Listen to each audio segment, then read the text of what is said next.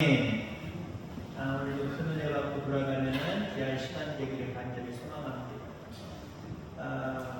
여러분들도 여러 가지 모습 속에 한두 가지는 분명히 그런 것들이 있을 거예요. 어떤 거냐면은 저 같은 경우는 살찌기는 쉬운데 살빼기는 어렵다. 그런 어떤 공식이 저에게 있어요.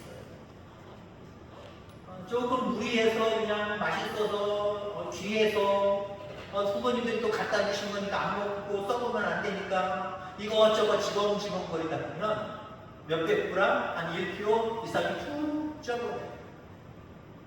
살 빼야지. 그러면 조금 음식을 하고 먹는 것을 금하면 그만큼 쓱 빠져야 되는데 그만큼 쓱 안 빠지더라고요. 그리고 오래 걸려요. 그래도 참 감사한 것은 지금 한 수년째, 한 거의 10여 년, 그 정도는 안 됐겠지만 거의 10여 년 동안 이 모습을 좀 유지는 하고 있습니다. 물론 여러분들 마음속엔 에이그 더 빼셔야지 목사님 그러는 분들도 있겠지만 아무튼 살찌기는 쉽고 살 빼기는 참 어렵다 그 생각을 가져요. 여러분 재짓기는 쉬울까요 어려울까요? 여러분들 개인적으로 한번 고백해보세요. 재짓기 쉬워요 어려워요? 어렵다고 하시는 분들은 참 믿음이 귀한 분들입니다. 근데 죄짓기는 모든 평범한 사람들을 평균대에서 이야기할 때 참 쉬워요. 그죠? 아주 간단해요. 근데 죄의 자리에서 돌아오는 건 쉬울까요? 어려울까요? 참 어려워요. 오늘 룻기서는요, 처음 시작할 때부터 뭔가 죄 짓는 자리로 나아가는 엘리멜렉의 가정들을 바라보게 됩니다. 베들레헴에 흉년이 들어서 야 먹고 살기 힘들다. 모압으로 가자. 모압으로 가는 것 자체가 죄의 자리로 가는 거거든요. 죄의 무럼통으로 들어가는 거거든요. 거기서 의롭게 살아야지. 이거 참 힘든 일이에요. 말도 안 되는 일이에요. 결국 가지 말아야 될 곳으로 현실을 도피하고 계도를 이탈해버렸단 말이죠. 결과는 어떻습니까?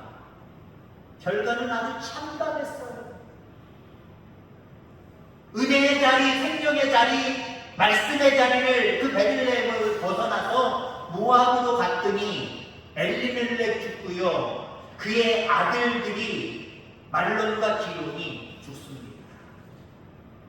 그래서 참 천만다행인 것은 그곳에 두 아들들이 어렸을 때 쫓아가서 나름대로 아내를 만나서 과부가 된 나오미에게는 그래도 자부들 둘이 있었습니다.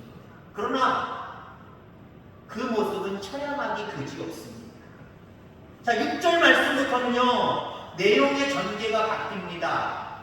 나오미가 이제는 남편 죽고 두 아들 죽고 두 자식밖에 없는데 결단을 합니다. 결심을 합니다. 돌아가자. 회복의 자리로 돌아가자. 말씀의 자리로 돌아가자. 은혜의 자리로 돌아가자. 죄의 자리를 떠나서 이제는 하나님이 지시하시는, 하나님이 좋아하시는 그 은혜의 자리로 돌아가자. 결단하고 돌아오는 장면이 6절로 10절 말씀에 그려지고 있습니다. 앞서 얘기한 것처럼 죄 짓는 건 쉬워요. 근데 죄 짓는 자리에서 돌아오는 건 참 어려워요. 오늘 엘리멜렉 가정 이제 죽었으니까 이제 나오미가 호주나 마찬가지로 나오미를 얘기할게요. 나오미 모압으로 갔었단 말이에요. 이제 베들레헴으로 돌아오는 일 그렇게 쉬운 게 아니에요. 일단 인간적으로 쉬운 일이 아니에요. 왜요? 의기양양하게 전재산 나름대로 처분하고 모압으로 이전했거든요. 흉년 때문에. 근데 어떻게 됐습니까? 홀딱 망한 거나 마찬가지예요. 더군다나 잘 살아보겠다고 모압으로 갔는데 베들레헴 고향 사람들이 말하고 때는 호주 주고 두 아들 주고 아이고 참 저 집안 참 되는 게 없구나. 그런 모습으로 손가락질 당할 거예요. 그리고 결단하고 돌아온다는 거 쉬운 일이 아니에요. 더군다나 죄의 자리에서 물론 나오미는 죄악 가운데 늘 범하고 죄를 범했다라고 볼 수는 없지만 그 죄의 자리에서 은혜의 자리로 오는 거 쉽지 않아요. 근데 결론적으로 이야기하면 나오미는 돌아왔어요. 아멘? 나오미는 돌아왔단 말이에요. 나오미가 어떻게 절망의 자리에서 죄의 자리에서 은혜의 자리로 베들레헴으로 어떤 모습으로 인하여서 돌아왔는가, 무엇 때문에 돌아왔는가, 이 모습을 먼저 살피고 나중에 결론적으로 다른 이야기를 조금 더 하고 말씀을 마치고자 합니다. 어떻게 그 자리에서 회복의 자리로 돌아올 수 있었을까? 우선 첫 번째는요, 영적인 민감함이 회복되었기 때문에 우리 속에 영적인 민감함이 있기를 주의 이름으로 축원합니다. 물론 육신적인 민감함도 때로는 필요하기도 하고 너무 나를 괴롭게 하기도 해요. 때로는 민감함이 좋은 것들일 수도 있습니다. 그런데 그 민감함이 우리에게는 때로는 화가 되기도 하고 병이 되기도 해요. 그러나 우리 가운데 영적인 민감함은 변함없이 늘 자리할 수 있기를 간절히 소망합니다. 일을 많이 하고 나이를 많이 이제 열심히 듣다 보면 손에 마디마디가 손바닥 자체가 무뎌지고 여러분 어떤 딱딱해지니까 감각이 별로 없단 말이에요. 무뎌진단 말이에요. 어린아이의 삶은 아니 부드러워서 걔네들은요 막 다 느껴요. 모든 걸 다 감지한단 말이에요. 근데 나이가 들면 들수록 또 참 힘든 일들을 많이 하는 사람일수록 막 굳은 살이 되고 그래서 감각이 많이 떨어져요. 어쩔 수 없는 거지요. 근데 육신의 감각 말고 영적인 감각은 우리 가운데 사그러들지 말아야 돼요. 감각이 무뎌졌다고 얘기할 수 있는 여러분들 아니기를 주의 이름으로 축원합니다. 자, 나오미가 베들레헴으로 돌아가고자 하는 결단을 할 수 있었던 원인을 알게 하는 단어가 오늘 본문 속에 나옵니다. 6절 말씀 속에 나오는데 그 여인이 모압 지방에서 여호와께서 자기 백성을 돌보시다 그들에게 양식을 주셨다 함을 듣고라고 하는 단어가 나오지요. 그 다음에 돌아오려 하여 들은 말씀을 가지고 돌아갈 마음이 생겼다는 거예요. 한마디로 여러분들 말씀을 들을 때, 성령의 말씀을 들을 때에 우리의 영적인 감각이 살아나는 거예요. 근데 영적인 말씀을 한 번, 두 번, 한 주, 두 주, 한 달, 두 달 듣지 않으면 여러분 어떻게 아십니까? 괜찮겠지, 그건 내 생각이에요. 여러분 생각 안 괜찮아져요? 무뎌집니다. 무뎌져요. 여러분 연장 도구도요 나름대로 사용하셔야 됩니다. 사용 안 하고 가만히 내버려두면 오래 쓸 것 같지요? 안 그래요. 아무리 습도가 없고 뭐 그런 것이 보관한다고 해도요 다 못 쓸고요 무뎌지기 마련이에요. 사용하는 게 이게 더 예민해지고 더 도구로서 활용도가 높아지는 거예요. 여러분 칼이 무뎌지면 어떻게 합니까? 여러분 각 가정마다 나름대로 옛날 숯불이 있든지 아니면 뭘로 된 거 뭐죠? 쇳덩어리 같은 걸로 된 거 삭삭삭 정육점 같은 데 가는 거 우리 집들이 있거든요. 그거 갈면요 칼이 정말 아주 예민하게 민감하게 날카로워지는 모습을 보게 됩니다. 분명히 숯불 가지고 있을 겁니다. 칼이 날카롭지 못하고 무뎌지면 숯불에 갈면 어떻습니까? 예민하게 회복이 되어져요.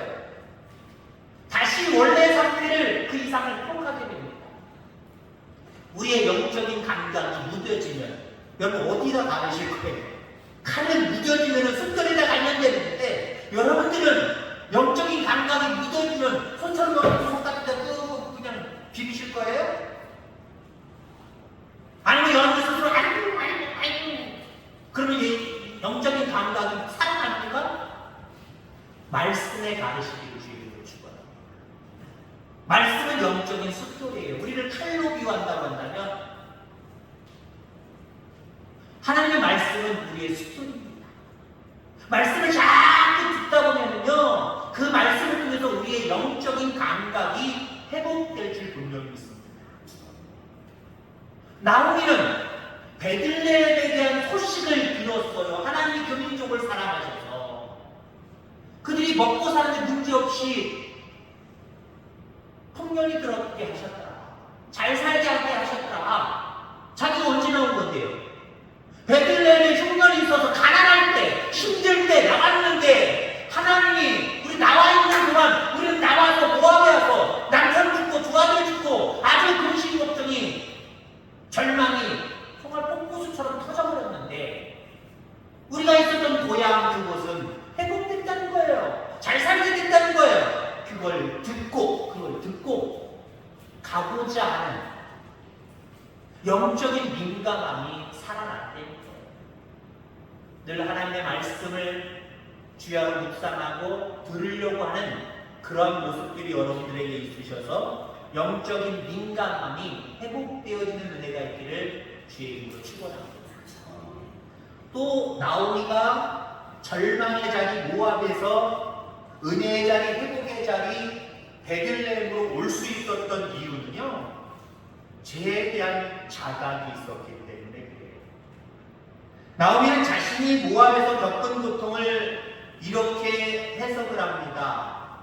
13절 말씀을 보면 두 며느리를 놓고 자부들을 놓고 이제 베들레헴으로 셋이 가다가 이제는 그 자부들과 대화하는 장면 속에서 13절 이렇게 얘기합니다.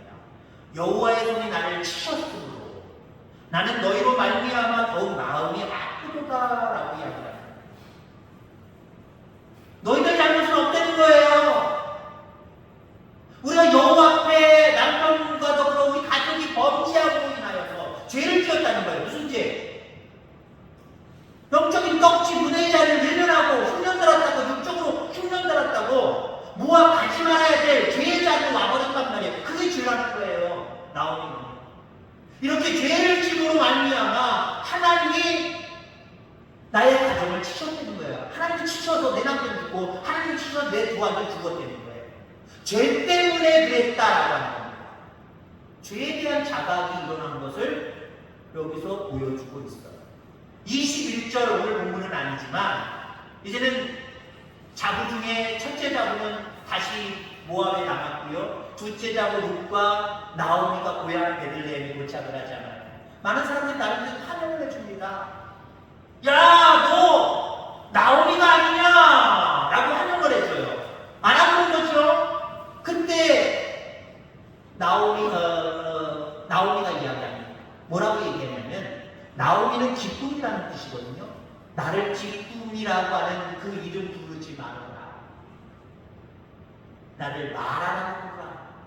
쓴물입니다. 쓰다라고 하는 표현입니다. 그러면서 21절 내가 풍족하게 나갔더니 여호와께서 내게 기어 돌아오게 하셨느니라. 나 나갈 때는 이거저거 정리해서 풍성하게 가지고 나갔는데 나 지금 돌아왔을 때 아무것도 없어. 나 빈털털이야. 이걸 뭐라고 얘기해요? 여호와께서 내게 기어 돌아오게 하셨다는 거예요. 내가 스스로 비우는 게 아니라는 거죠. 부유하게 되려고 하는데 누가 비우려고 합니까? 근데 하나님이 비어 돌아오게 하셨습니다. 모든 상황 가운데 하나님이 선악간에 심판하신다라고 하는 거예요. 그래서 우리가 악을 범함으로 죄를 범함으로 인하여서 하나님이 치셨고 하나님이 비어 돌아오게 하셨다는 거예요. 이건 죄에 대한 자각입니다. 어쩌면 일반적인 모습, 죄에 대한 자각이었고 그저 다른 마음, 육신의 마음을 가지고 있는 사람이라고 한다면 아이고 내가 남편 하나 잘못 만나가지고 그 남편이 그냥 조금 충격 들었다고 저기 모아보고 가자고 다니 깨더니 내 자식들을 깨더니 결국 거기서 아이고 재수없게 죽었고 운 없게 두 아들이 죽었고 아이고 내 팔자야 아마 그러면서 아는 사람들, 환영하는 사람들 속에서 넋두리 했을 거예요. 남편 때문에 그랬다고요. 자, 그런데 나오미는 이게 다 자기의 죄라는 거예요. 남편의 죄이기도 하지만 그걸 말도 하지 못하고 자기 자신도 함께 갔잖아요. 그렇기 때문에 자기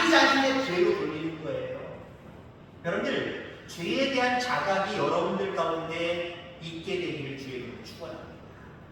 말씀을 듣다가 우리의 영적인 민감함이 살아나고 그러다 보면요 죄에 대한 자각이 납니다. 내가 하나님 앞에 범죄했구나. 하나님께서 나를 이렇게 이끌어 가시는구나. 죄에 대한 자각이 여러분들에게도 있게 되기를 주의 이름으로 축원합니다. 자, 또 한 가지, 나오미가 그 절망의 자리 모압을 떠나서 은혜의 자리 베들레헴으로 올 수 있었던 원인이 어디입니까? 자각에 대한 발달은 실천이 있었기 때문에 그렇습니다.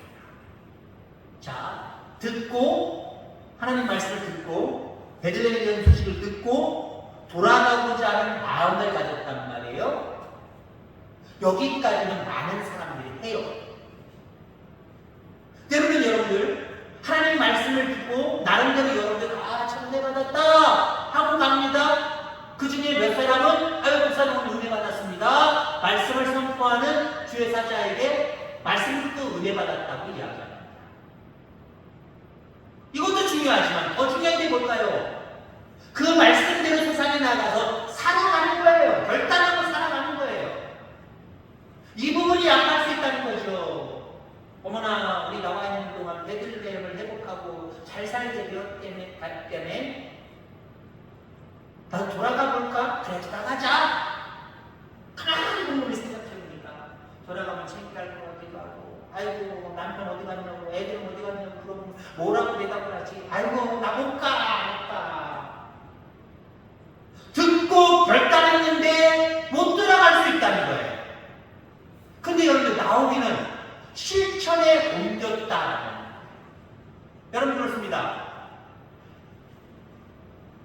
야고보서는 행함을 대단히 강조하고 있습니다. 그렇기 때문에 로마서와 야고보서는 함께 보충하고 읽어야 해요. 로마서는 여러분들 믿음을 강조합니다. 그런데 야고보서는 믿음보다는 행함을 강조합니다. 믿음을 강조 안 한다는 게 아니에요. 행함이 있어야 진짜 믿음이 되는 거예요. 여러분 그래서 우리가 행함이 없는 믿음 이게 어쩌면 성도들의 일반적인 태도일 줄 압니다. 많은 그리스도인들이 그렇게 살아가요. 듣고 결단은 하지만 실천을 못해요. 근데 우리 모두는 오늘 나오미처럼 듣고 결단하고 실천할 수 있는 저와 여러분들 가지를 주의로 축원합니다. 자, 나오미가 그래서 이 세 가지 요소 때문에 결국은 돌아오는 거예요. 근데 누가 따라왔죠 마지막까지? 룻이 따라왔어요. 비록 모한 여인이지만 나오미에게는 둘째 자부, 둘째 며느리가 끝까지 따라왔어요. 첫째 며느리는 따라오다가 중간에 돌아갔습니다. 자, 그러면 나오미는 뭐 때문에 그 절망의 자리에 자기의 고향 모압을 떠나서 남의 나라지만 그 은혜의 자리에 어떻게 올 수 있었을까요? 이 부분 한 가지만 말씀드리고 오늘 말씀을 정리하고자 합니다. 물론 앞에 나오미에게 있었던 이 세 가지 나름대로 있었어요. 죄에 대한 민감함, 그리고 죄에 대한 자각, 그리고 결단, 결심, 실천 이게 있었다는 거예요. 그러니까 거기까지 따라온 거죠. 하나 더 있습니다. 물론 나오미에게도 있긴 있습니다만은 나오미보다는 룻이 이게 더 많다라고 누군가든지 말씀을 읽을 때 얘기할 거예요. 뭐가 있었느냐면은 나오미에게는요. 시어머니 룻에게는 시어머니 나오미를 향한 긍휼의 마음이 있었어요. 긍휼의 마음은 하나님의 마음입니다. 불쌍히 여기는 마음이에요.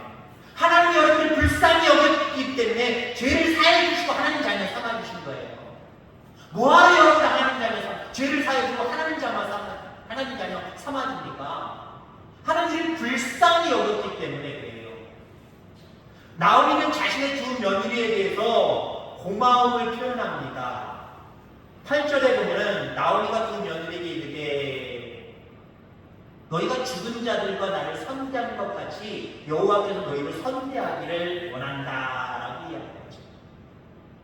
두 며느리가 자기들 남편이 죽었음에도 불구하고 끝까지 자기 시어머니를 잘 돌봤다는 거, 선대했다는 거예요. 불쌍히 우리 어머니 자기들도 불쌍한데 우리 어머니 어떻게 하면 좋아? 남편 잃어, 두 아들 잃어. 물론 며느리 입장에서는 내 남편 잃은 슬픔이 많겠지요. 그런데 그 모든 것들을 잊어버리고 더 슬퍼할 수밖에 없는 시어머니를 지금 불쌍히 여기는 마음을 가지고 있어요. 그러니까 시어머니가 간대니까 둘 다 따라 나선 거예요. 둘 다 따라 나섰는데 첫 번째 며느리 오르바.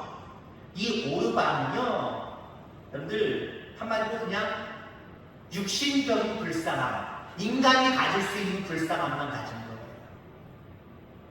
왜 그런지 아십니까?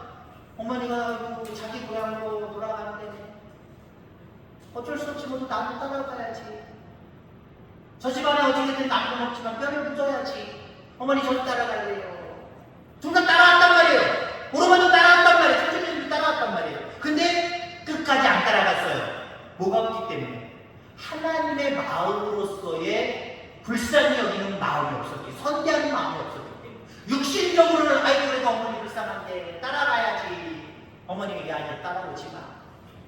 따라와서 뭐 할래? 난 이제 더 이상 아들들이 없고 내를 이을 다른 사람들도 없고 너희들 함부로 나는 다른 민족에 가서 살 거야? 아니 차라리 여기 남아서 너희들 민족들 사이에서 새 출발해. 그러니까 오르바가 예 알았습니다 한마디로 돌아가 버린 거예요. 근데 롯은요, 육신적인 사람이 가질 수 있는 불쌍한 마음, 불쌍히 여기는 마음이 아니라 하나님이 우리 인간을 향해서 가질 수 있는 불쌍히 여기는 마음을 가졌다는 말이죠. 여러분, 나오미가 남편과 두 아들을 또 비통하게 빠져있을 때 룻은 끝까지 시어머니를 진실로 긍휼히 여기고 겸손함으로 섬겼다.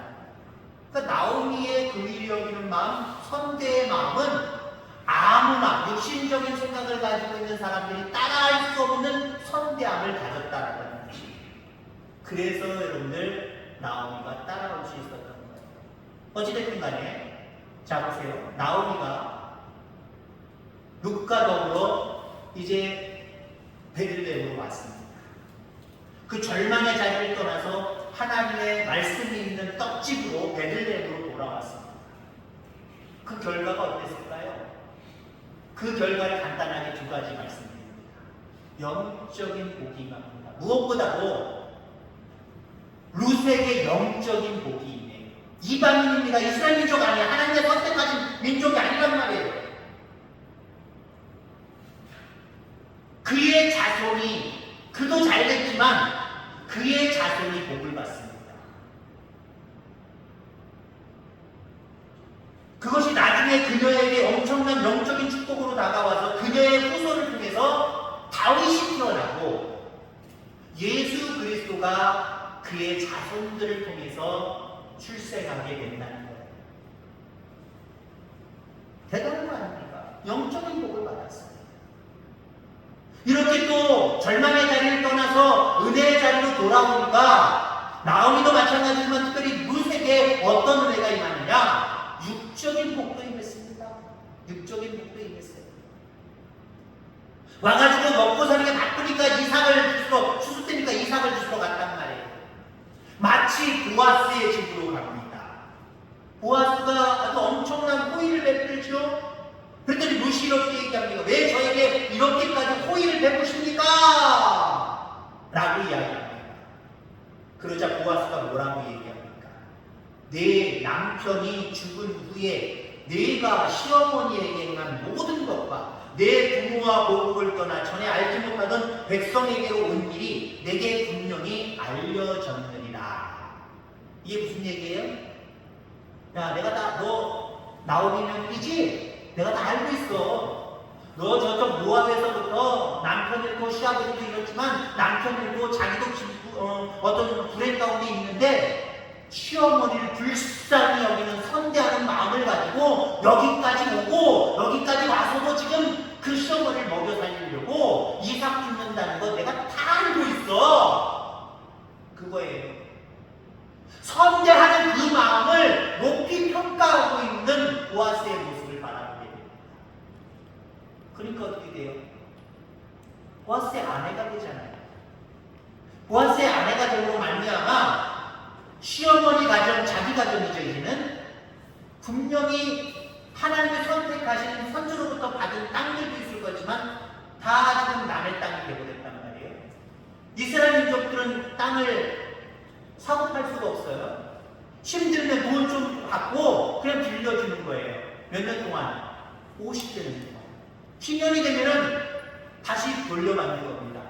미리 돌려받을 수 있는 일들이 있어요. 어떨 때? 이 사람이 나한테 1,000만 원 주고 내 땅을 빌려서 쓰게 했다고 한다면 내가 1,000만 원을 갚은 즉시 바로 찾을 수 있습니다. 근데 저거 보세요. 나오미 집.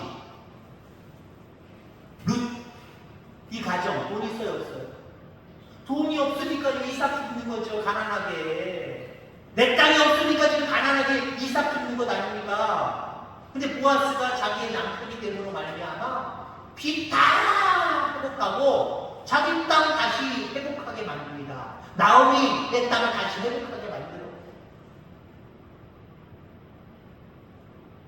즉시로 먹고 사는데 문제가 생기지 않고요. 모든 잃어버렸던 것을 다 회복하는 육적인 복을 누리게 되는 모습을 보게 됩니다. 결론적으로 말씀을 드리고자 합니다. 우리 또한 이 네 가지 요소가 있게 되기를 간절히 소망합니다. 영적인 민감함, 죄에 대한 자각, 그 자각에 대한 발빠른 결단과 실천, 그리고 룻이 가졌던 연약한 자들에 대한 불쌍히 여기는 마음, 선대하는 마음, 이 마음을 가지고 날마다 은혜의 자리를 사모하고 하나님 앞에 영광 돌리며 살아가시길 바랍니다. 그리할 때 여러분들에게 영적인 은혜와 육적인 은혜가 충만하기를 주의 이름으로 축원합니다. 하나님 아버지 감사합니다.